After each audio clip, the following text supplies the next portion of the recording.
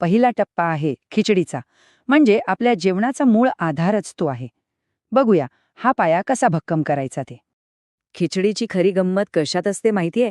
तिच्या त्या मऊ अगदी मिळून आलेल्या पोतामध्ये. आणि त्यासाठी सगळ्यात महत्वाचं काय? तर तांदूळ आणि मुगाच्या डाळीचं प्रमाण. 2 भाग तांदूळ आणि 1 भाग मूग डाळ. बस, हे साधंसं गणितच खिचडीला तो परफेक्ट दाटपणा आणि चव देतं.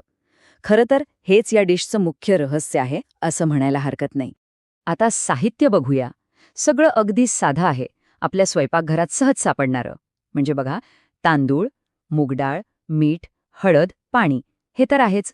पण खरी चव, खरी मजा येते ती तुपातले जिरे आणि हिंगाच्या त्या खमंग फोडणीने. आहा, याच साध्या घटकांमधून एक अप्रतिम चव तयार होते. आणि कृती? ती तर याहूनही सोपी आहे. सगळ्यात आधी डाळ तांदूळ स्वच्छ धुवून जरा वेळ भिजवून ठेवा.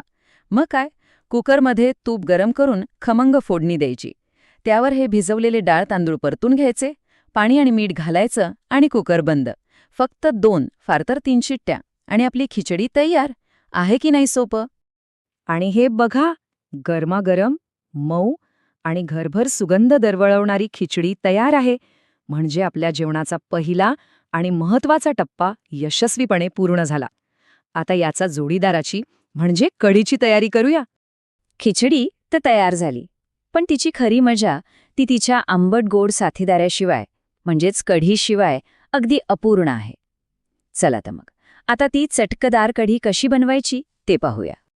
आता वळूया कढीच्या साहित्याकडे. कढीची चव ना, ती मुख्यत्वे 3 गोष्टींवर अवलंबून असते. 1. आंबटपणासाठी ताक, 2. योग्य दाटपणासाठी बेसन आणि 3. सगळ्यात महत्वाचं, खमंगपणासाठी तुपातली ती मोहरी, जिरे, कढीपत्ता आणि हिरव्या मिरचीची फोडणी. वाह, हे सगळं मिळून एक अप्रतिम चव तयार होते. अच्छा, पण समजा घरी ताक नसेल तर? तर काहीच काळजी करायचं कारण नाही. अगदी सोपा उपाय आहे. अर्धा कप दही घ्यायचं, त्यात तेवढंच पाणी घालायचं आणि छान घुसळून घ्यायचं. झालं, आपलं घरगुती ताक तयार आहे. आहे ना एकदम सोपं? कढी बनवताना एक गोष्ट लक्षात ठेवायची. ताक आणि बेसन चांगलं अगदी गुठळ्या न हो देता फेटून घ्यायचं.